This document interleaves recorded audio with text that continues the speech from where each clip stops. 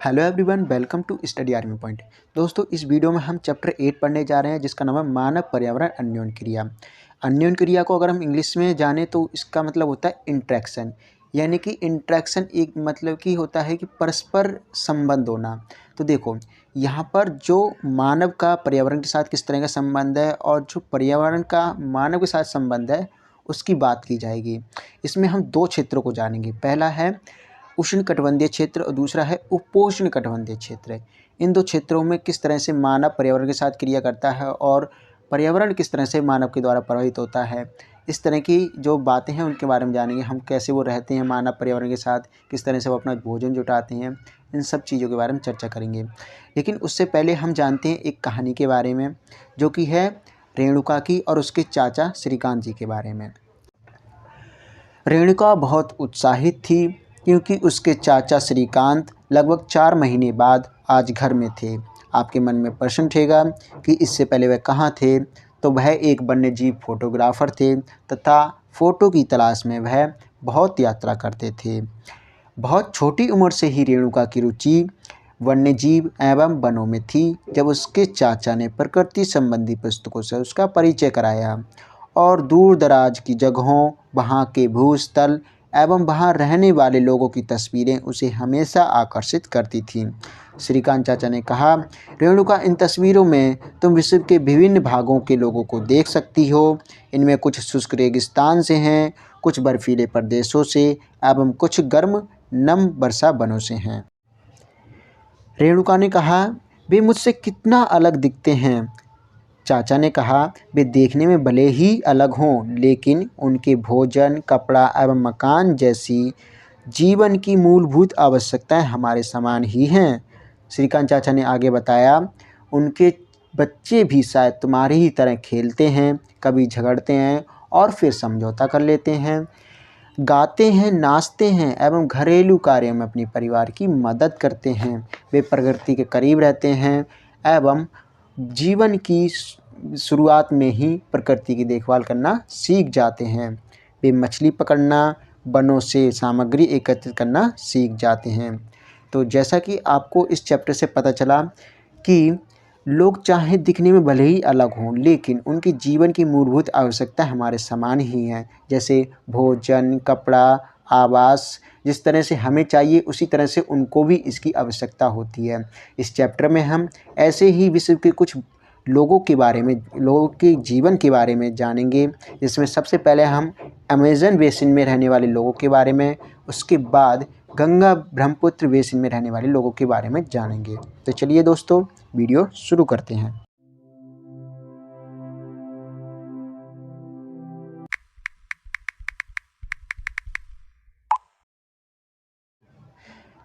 Amazon basin को विश्व में देखिए जानते हैं तो अमेज़न बेसिन जो है वो उष्णकटिबंधीय क्षेत्र में पड़ता है। अभी उष्णकटिबंधीय क्षेत्र किसे कहते हैं, तो देखिए ये होती है हमारी जीरो डिग्री रेखा, जिसे हम कहते हैं भूमध्य रेखा।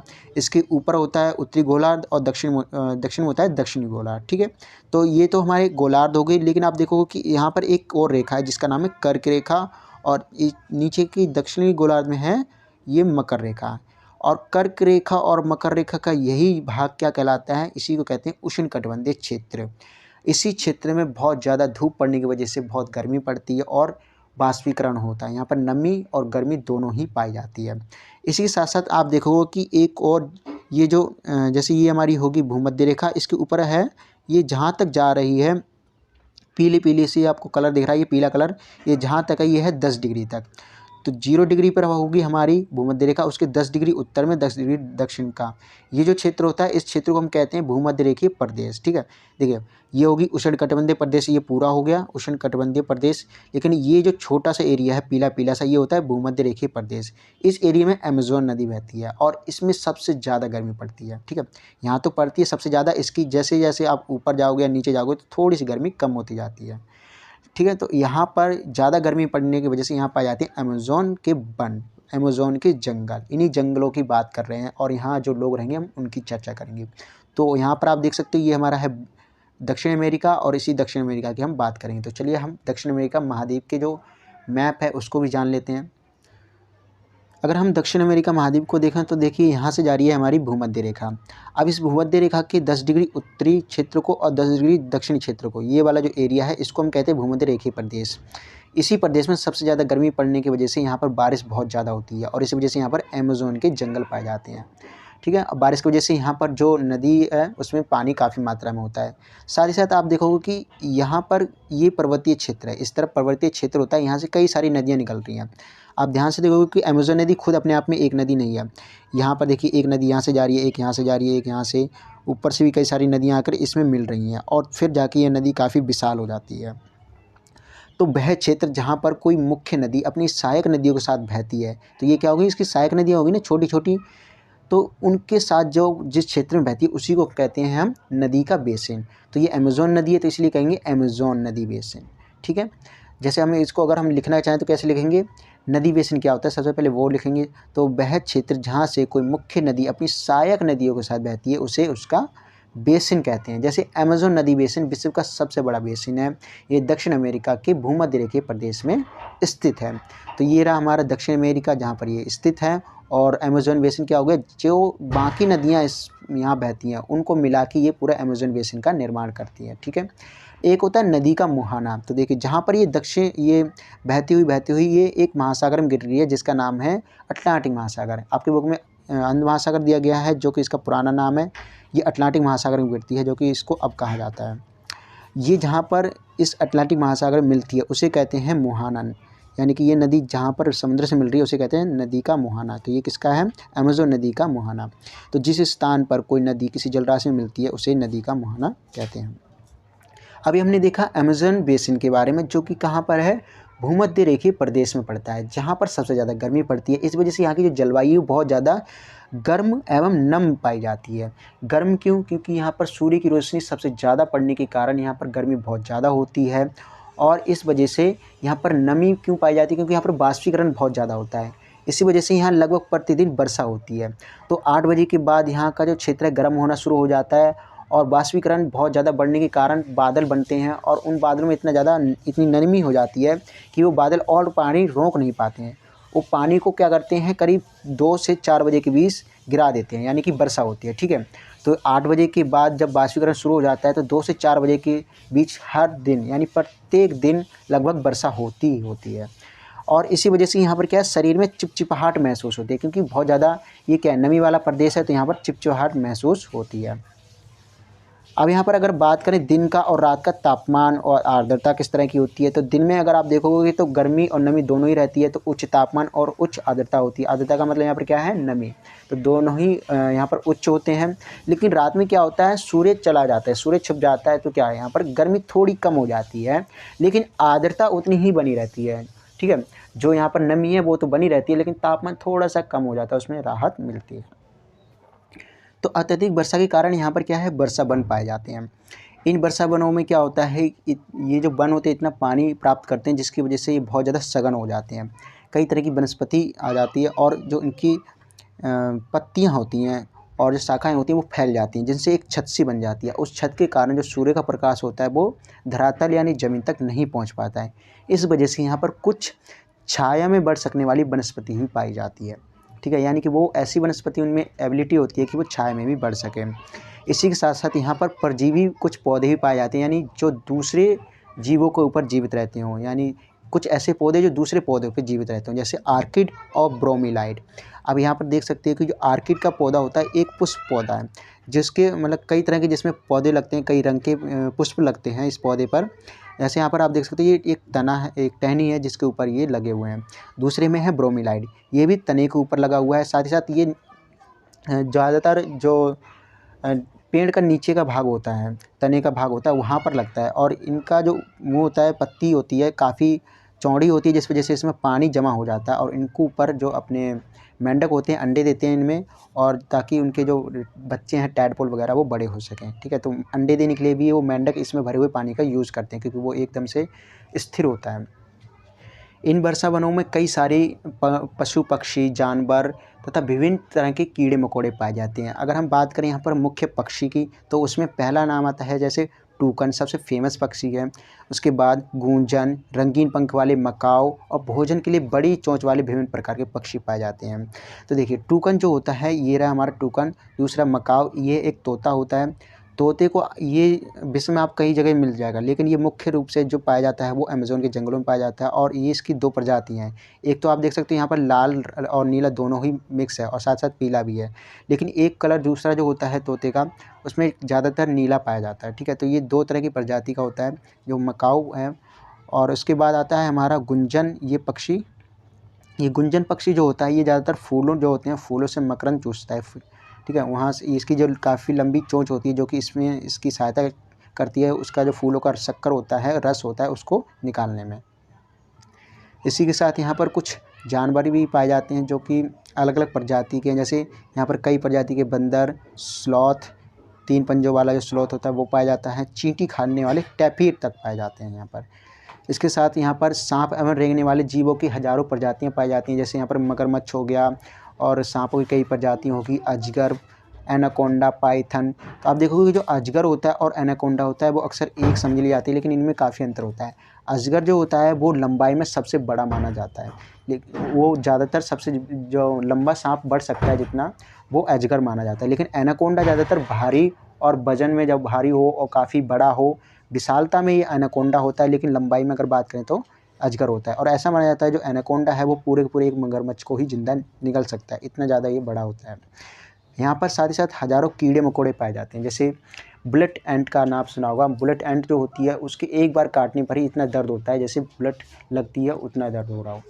इसी के साथ यहाँ पर कई तरह की जहरीली मकड़ियाँ, जैसे टैरेंटोला और मेंढक वगैरह, जो जिनकी जो त्वचा होती है काफ़ी जहरीली होती है, ये सारे कीड़े-मकोड़े यहाँ पाए जाते हैं। साथ ही साथ यहाँ पर मांस खाने वाली पिराना मछलियों सहित मछलियों की अन्य बहुत सारी प्रजातियाँ पाई जाती हैं। तो जैसा अभी हमने देखा कि अमेज़न बेसिन में विभिन्न प्रकार के जीव-जंतु, पौधे, पेड़ एवं हज़ारों तरह के कीड़े-मकोड़े पाए जाते हैं। इसी के साथ-साथ आप देखोगे यहाँ पर कुछ लोग भी रहते हैं जिसे हम कहते हैं यहाँ के मूल निवासी, या फिर आप इनको आदिवासी भी कह सकते हो। ये क्या करते हैं, कुछ पारंपरिक तरीके से कृषि करते हैं, यहाँ पर खाने के लिए अलग-अलग तरीकों का प्रयोग करते हैं, रहते हैं अलग तरीके से, इनका रहना जीवन बिल्कुल अलग है। तो रेणुका ने भी कहा था कि ये तो हमसे बहुत अलग दिखते हैं, लेकिन श्रीकांत चाचा ने उसके जवाब में क्या कहा था कि दिखते ज़रूर अलग हैं, लेकिन इनकी आवश्यकताएँ भी हमारे जैसी हैं, जैसे भोजन, कपड़ा और रहने का स्थान। तो उन्हीं में से हम पहले देखते हैं इसके भोजन के बारे में कि ये अपना भोजन किस तरह से जुटाते हैं, अपना प्राप्त कैसे करते हैं भोजन। तो इसका पहला इनका उपाय है, ये करते हैं कृषि यानी पारंपरिक तरीके से ये कृषि करते चले आ रहे हैं। दूसरा, ये शिकार करते हैं। यहाँ पाए जाने वाले जितने भी जंगली जानवर हैं उनमें से ये कुछ का शिकार करते हैं। साथ ही साथ जो नदी में मछलियाँ होती हैं ये उनको भी पकड़ते हैं और चींटियों की रानी एवं अंडकोश भी खाते हैं। देखो चींटी जो होती हैं, जो अंडे देती हैं, ये उनको भी खाते हैं। अगर हम बात करें कृषि पद्धति की, तो यहाँ पर ये यूज़ करते हैं कर्तन एवं धैन पर कृषि पद्धति, जिसे हम कहते हैं स्लैश एंड बर्न एग्रीकल्चर। इसमें ये क्या करते हैं, एक एरिया को चुनते हैं, उस एरिया को काटते हैं, वहाँ की झाड़ियों को साफ़ कर देते हैं, साफ़ करने के बाद उसे जला देते हैं, जिससे वहाँ के पोषक तत्व मिट्टी में मिल जाते हैं। तैयार भूमि पर ये कुछ वर्षों तक कृषि करते हैं और मिट्टी के जो पोषक तत्व होते हैं जब उनमें अभाव होने लगता है बार बार कृषि करने से, तो ये उस टुकड़े को छोड़कर दूसरी जगह चले जाते हैं और दूसरी जगह जाके इसी तरह से मिट्टी को उस एरिया को साफ करके वहाँ पर कृषि करने लगते हैं। इस बीच पुराने खेतों में छोटे छोटे वृक्ष उगाते हैं और मिट्टी पुनः उपजाऊ बन जाती है, जिस पर लोग पुनः कृषि करने लौट आते हैं। इस तरह से क्या होता है, पेड़ों का विनाश भी नहीं होता है और ये अपने जीवन यापन भी कर लेते हैं। अब ये इसमें उगाते क्या हैं, इनके द्वारा टेपियोका, अनानास, शकरकंद जैसी फसलें उगाई जाती हैं। तो देखिए यहाँ पर जब ये कृषि करते हैं तो इनकी देखभाल हमेशा यही नहीं करते हैं, महिलाएं ज़्यादा देखभाल करती हैं। कई बार क्या होता है, जब ये शिकार करने चले जाते हैं तो यहाँ पर महिलाएं होती हैं जो कि कृषि की देखभाल करती हैं जंगली जानवरों से, ताकि कोई जंगली जानवर या फिर कोई ऐसा जानवर जो कि इनकी फसल को नुकसान पहुँचा सकता है, उनसे इनको बचा के रखती हैं। क्योंकि फसल जो होती है वो निश्चित है, लेकिन हो सकता है शिकार मिले या ना मिले, इस वजह से फसल की देखभाल करना ज़रूरी होता है, जो कि महिलाएं करती हैं। फिर ये नकदी फसलें भी उगाते हैं। यहाँ पर आपने देखा टेपियोका, अनानास और शकरकंद जो होती है ये इनके लिए खाने के लिए होता है, लेकिन इनको व्यापार के लिए भी चाहिए होता है, अपने पैसे कमाने के लिए भी कुछ सामान चाहिए तो उनको पैसे चाहिए, उसके लिए ये क्या करते हैं, नकदी फसलें उगाते हैं, जिसमें कॉफ़ी, मक्का और कोको जैसी फसलें उगाई जाती हैं।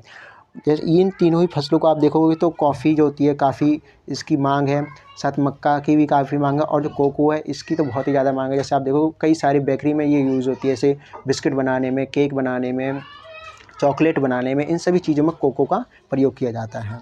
ये एक तरह से कच्चे माल के रूप में प्रयोग की जाती है, जिसे हम व्यापारिक फसलें कहते हैं। इनका जो मुख्य आकार है वो है मेनियोक कसावा, ठीक है, जिसे मेनियोक या कसावा कहते हैं। आप देखो कि जो शकरकंद होती है सेम इसी की तरह होती है, जो कि ज़मीन के अंदर उगती है, उसी की तरह ये इस कसावा को उगाते हैं और इनकी ये फेवरेट आहार है, मुख्य आहार है। ठीक, अब हम बात करते हैं रहने के स्थान की, यानी कि इनका जो रहने का स्थान होता है वो कैसा होता है। तो पहला पॉइंट है कि कुछ परिवार मधुमक्खी की छत्ते के आकार वाले छप्पर के घरों में रहते हैं, जबकि कुछ मलोका कहे जाने वाले घरों में रहते हैं जिनकी छत तीव्र ढाल वाली होती है। तो देखिए ये दो तरह के घर में रहते हैं। पहला जो होता है मधुमक्खी के आकार वाला होता है। तो पहले चित्र में आप देखोगे कि ये जो घर है, ये आप देखोगे कि बिल्कुल से ट्रायंगल टाइप का, जिस तरह का जो मधुमक्खी का घर होता है ना, मधुमक्खी का छत्ता होता है त्रिभुज के आकार का होता है काफ़ी, उसी तरह से ये घर है। अब ये बिल्कुल तीव्र ढाल का होता है ताकि जो वर्षा का पानी है वो रुके ना। ठीक है, आप बाहर ये लोगों को भी देख सकते हो, आदिवासी वगैरह जो यहाँ के लोग हैं वो हैं। दूसरा है मलोका। अब ये मलोका क्या होता है, ये होता तो ये भी तीव्र ढाल वाला है, ठीक है, लेकिन इसकी बनावट आप देखो, यहाँ पर लकड़ी का यूज़ भी किया हुआ है, जो कि इनको जंगलों से ही मिल जाती है। जंगलों में काफ़ी सारे पेड़ हैं तो ये लकड़ी का यूज़ कर लेते हैं। साथ ही साथ आप देखो कि ये जो घर है इसके मुकाबले ये जो पुराना जो घर है, ये छोटा सा ये था, इसके मुकाबले मलोका ज़्यादा बड़ा होता है। ये एक अपार्टमेंट टाइप का होता है। जैसे आप देखो कोई अपार्टमेंट में बहुत सारे कमरे होते हैं ना, तो इसके अंदर भी कई सारे अंदर कमरे होते हैं जो कि अलग अलग लोगों के रहने के लिए होते हैं। तो मलोका आकार में बड़ा होता है, लेकिन दोनों ही काफ़ी रहने के अनुकूल होते हैं और यहाँ के पर्यावरण के अनुकूल हैं रहने के लिए। तो ये हो गया इनका रहने का घर। तो अब अभी हमने देखा कि किस तरह से ये लोग रहते हैं अपने जंगलों में, पारंपरिक तरीके से कर्तन एवं दहन कृषि करते हैं, शिकार करके अपना गुजारा करते हैं। जंगलों के मतलब जो वन है, प्रकृति है, उसके अनुसार ही अपने आप को ढाल लिया है, ज़्यादा प्रकृति को नुकसान नहीं पहुँचाते हैं। लेकिन अब क्या हो रहा है, बदलाव हो रहा है। जो वर्षावन के निवासी हैं उनका जीवन बदल रहा है। कैसे बदल रहा है, तो देखिए पहला पॉइंट क्या है कि पहले वन के अंदर पहुंचने का एकमात्र रास्ता नदी मार्ग था, लेकिन अब वनों को काटकर नए मार्गों का विकास किया जा रहा है। तो देखिए पहले जाने के लिए क्या होता था, सिर्फ नदी से ही आ जा सकते थे, जो कि नाव से है, ठीक है, बड़ी बड़ी नाव आती थी। आपने फिल्मों में भी कई सारी मूवी में देखा होगा कि लोग जाते हैं नदी के अंदर, काफ़ी खतरनाक होता रास्ता, लेकिन उनको उसी रास्ते से जाना होता था। लेकिन क्या हुआ 1970 में ट्रांस अमेज़न महामार्ग बनने के कारण अब वन के सभी भागों तक पहुंच सकता है। तो देखिए ये होता है एक हाईवे से क्या किया गया, उस क्षेत्र से एक हाईवे निकाल दिया गया, जिससे छोटी छोटी सड़कों को जोड़ दिया गया, वनों को काट के एक बड़ी मुख्य सड़क बना दी गई, जिससे क्या हुआ आसपास के पूरे अमेज़न के इलाके में पहुंचना बहुत आसान हो गया। आसान तो हो गया, लेकिन इससे नुकसान भी हुआ। क्या, पेड़ों को काटा गया, यहाँ रहने वाले लोगों को दूसरी जगह रहने के लिए भेज दिया गया, उनको विस्थापित होना पड़ा। पारंपरिक तरीके से जहाँ पे वो कृषि करते चले आ रहे थे उसे छोड़ छाड़ के उनको दूसरी जगह जाना पड़ा, ठीक है। और जो जंगल जीव जंतु थे जंगल के, ठीक है, उनको परेशानी हुई, उनका घर नष्ट हो गया, ठीक है। यानी कि कहीं ना कहीं प्रकृति और मानव दोनों को ही नुकसान हो रहा है। अनेक स्थानों पर पहुँचने के लिए हवाई जहाज और हेलीकॉप्टर का उपयोग किया जाता है। तो देखिए यहाँ पर अगर जो डायरेक्ट जाना चाहता है वो हवाई जहाज और हेलीकॉप्टर से भी जा सकता है। इसके कारण वहाँ के लोगों को उस क्षेत्र से निकलकर नए क्षेत्र में बसना पड़ा है। तो इन सभी विकास गतिविधियों के कारण काफ़ी सारे बदलाव हुए हैं। तो उनको कुछ पॉइंट में देख लेते हैं। तो देखिए विकास की गतिविधियों का परिणाम क्या हुआ है कि मूल निवासियों का विस्थापन हुआ है। जो हमारे मूल निवासी वहाँ पहले से रह रहे थे वो क्या है, उनको वहाँ से हटाकर दूसरी जगह विस्थापित कर दिया गया, यानी कि दूसरी जगह रहने के लिए भेज दिया गया। उनकी कहीं ना कहीं ज़िंदगी प्रभावित हुई है। जहाँ वो पारंपरिक तरीके से कृषि कर रहे थे अब वो बदल रहा है। दूसरा, वनों की कटाई की गई, क्योंकि अगर आपको एयरपोर्ट बनाना है, आपको सड़क बनानी है, तो जंगलों को काटना पड़ेगा। जंगलों को काटने का नुकसान क्या होगा, वहाँ के जीव जंतु प्रभावित होंगे, ठीक है, प्रकृति को बहुत नुकसान होगा, पेड़ काटे जाएंगे, ठीक है। दूसरा, इसके कारण जैविक विविधता वाले वर्षावन धीरे धीरे नष्ट हो रहे हैं। तो हमारी जो जैव विविधता हमने देखी थी ना, इतने सारे तरह तरह के यहाँ पर जीव जंतु जानवर पक्षी पाए जाते हैं, वो क्या हो जाएंगे, नष्ट हो जाएंगे धीरे धीरे। जिससे आप नीचे के दृश्य को देख सकते हैं। यहाँ पर 3 चित्र दिखाए गए हैं। यहाँ पर देखिए पेड़ हैं, बहुत सारे हैं, लेकिन यहाँ पर भी बहुत सारे पेड़ हैं, लेकिन आधा इनको काट दिया गया। फिर आगे चल के जो ये इधर के पेड़ थे इनको भी इस चित्र में काट दिया गया, ठीक है, ये भी काट दिया गया। क्यों काटा गया, तो आप देख सकते हो यहाँ पर घर बना लिया गया है, इधर पशु वगैरह हैं, ठीक है। और ये इधर इस तरफ खेती की जा रही है, तो खेती के लिए, रहने के लिए, पशु वगैरह के लिए इन पेड़ों को काट दिया गया। आगे चल के क्या हुआ, ये जो पेड़ थे ये और भी कम रह गए, यहाँ पर पूरी भूमि बंजर बन चुकी है, ठीक है। तो इसका कारण क्या हुआ, वनों का क्रमिक विनाश हो रहा है, यानी वन धीरे धीरे नष्ट हो रहे हैं। हम जिस तरह से विकास कर रहे हैं, हम प्रकृति को अनदेखा कर रहे हैं और वनों को एक तरह से विनाश की तरफ भेज रहे हैं। इससे होगा क्या कि जब बारिश होगी तो क्या होगा, वन ही नहीं होंगे तो जो मिट्टी को जकड़े कौन रखेगा, तो ऊपर की परत होती है वो काफ़ी उपजाऊ होती है। तो जब बारिश होगी और बारिश होते टाइम वहाँ पर कोई पेड़ पौधा नहीं होगा, हरियाली नहीं होगी, तो क्या होगा, जो मिट्टी की ऊपरी परत है वो धुल जाएगी, जिससे वो बंजर धीरे धीरे, जो भूमि है धीरे धीरे बंजर होने लगेगी, ठीक है। तो यहाँ पर उपजाऊपन भी ख़त्म होगा। इसलिए हम कहते हैं कि हमें पेड़ को नहीं काटना चाहिए और पेड़ की, प्रकृति की रक्षा करनी चाहिए। तो थैंक यू दोस्तों फॉर वाचिंग।